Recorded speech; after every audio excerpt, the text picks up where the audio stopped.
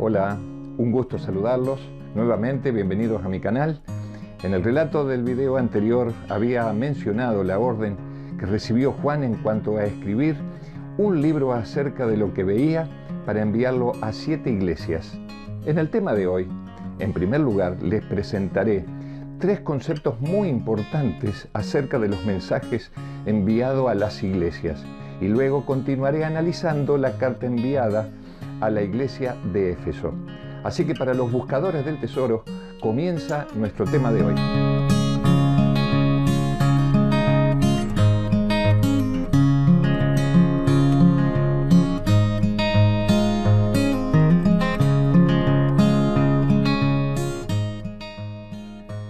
Veamos entonces 3 conceptos muy importantes sobre las cartas a las 7 iglesias. Primero, las cartas fueron dirigidas a iglesias bien definidas, reales y existentes en los días de Juan y atendían necesidades específicas de ese momento.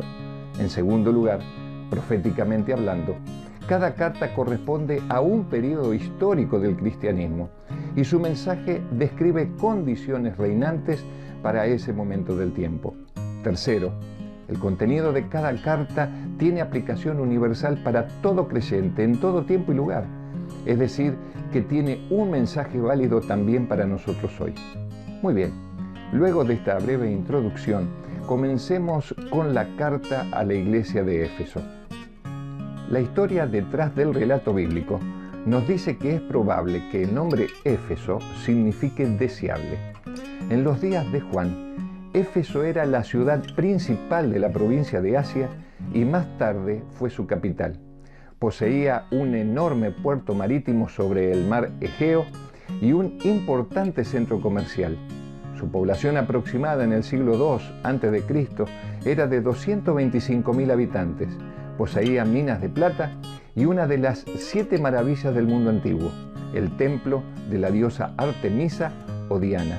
También desarrollaba un enorme comercio de amuletos porque los efesios eran muy supersticiosos y a pesar de toda esta riqueza que poseían, tenían una alta tasa de delincuencia. Según parece, el cristianismo fue predicado allí por primera vez por Pablo, alrededor del año 52 de la era cristiana.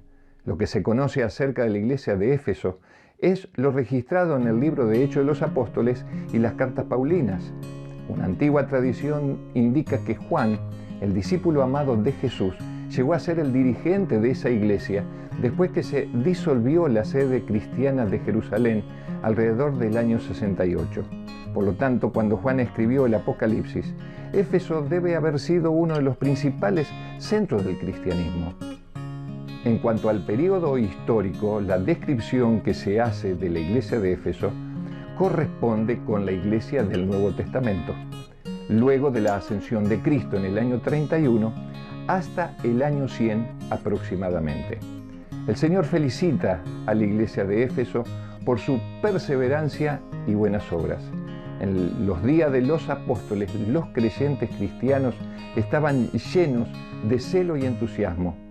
Tan incansablemente trabajaban por su maestro que en un tiempo relativamente corto, a pesar de la terrible oposición, el Evangelio del Reino se divulgó en todas las partes habitadas de aquellos días.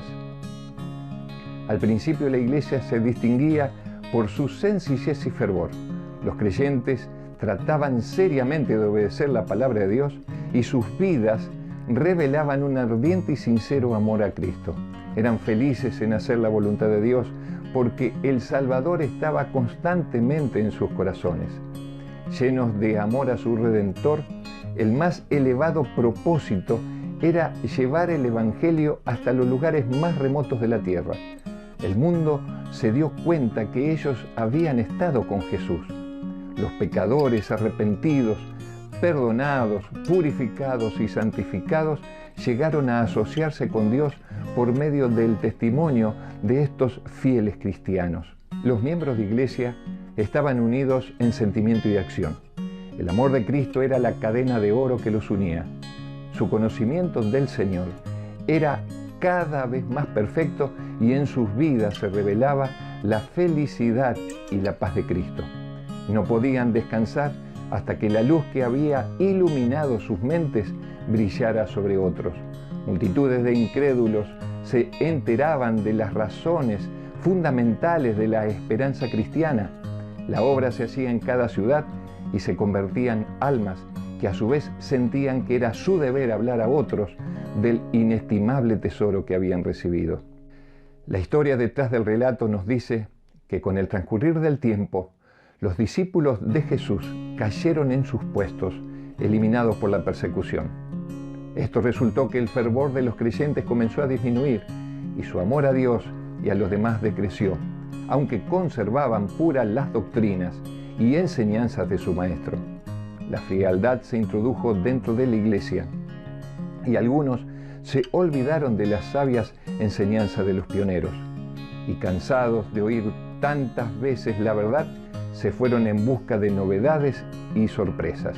Intentaron introducir nuevos aspectos de la doctrina más placentera para muchas mentes, pero no concordaban con los principios fundamentales del Evangelio.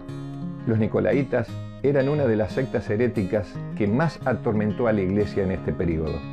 Una antigua tradición no confirmada atribuye que fue fundada por Nicolás de Antioquía, uno de los 7 diáconos escogidos en Jerusalén. Muchos aseguran que era una secta gnóstica que consideraban que la salvación se conseguía mediante el conocimiento introspectivo de lo divino. Creían en la dualidad cuerpo y alma y su enseñanza principal era que las obras de la carne no afectaban la pureza del alma. Eran famosos por su depravación y libertinaje, rechazaban la ley de Dios y despreciaban el cuerpo y la creación física por ser material vil y maligno. Consideraban el espíritu como puro, bueno y divino, por lo tanto se podía disponer del cuerpo a voluntad, torturarlo o gratificarlo. La historia detrás del relato nos dice que la iglesia de Éfeso salió victoriosa y rechazó todas aquellas falsas pretensiones. Juan había prevenido a los creyentes en cuanto a la venida del anticristo y les aconsejó que probasen los espíritus si son de Dios. Por su parte, el apóstol Pablo había amonestado a los dirigentes de Éfeso muchos años antes y les advirtió que de en medio de ellos entrarían lobos rapaces que hablarían cosas perversas.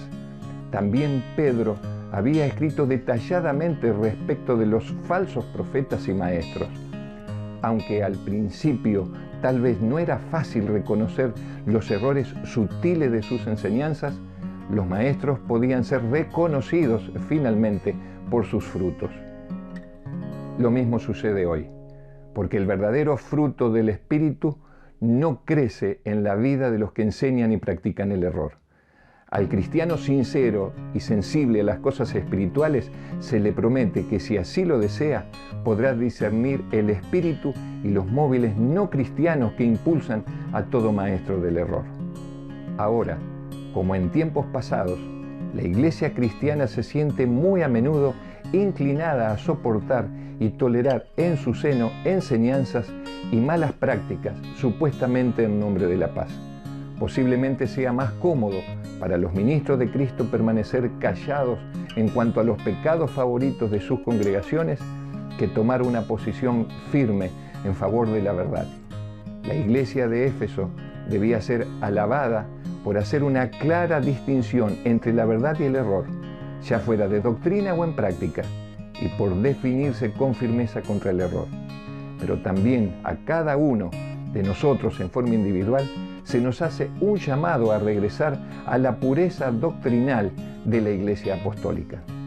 Bien, hasta aquí llegamos. No te olvides, si aún no lo hiciste, de suscribirte a mi canal. Buscadores del Tesoro, nos encontraremos nuevamente en el próximo video. Dios los bendiga.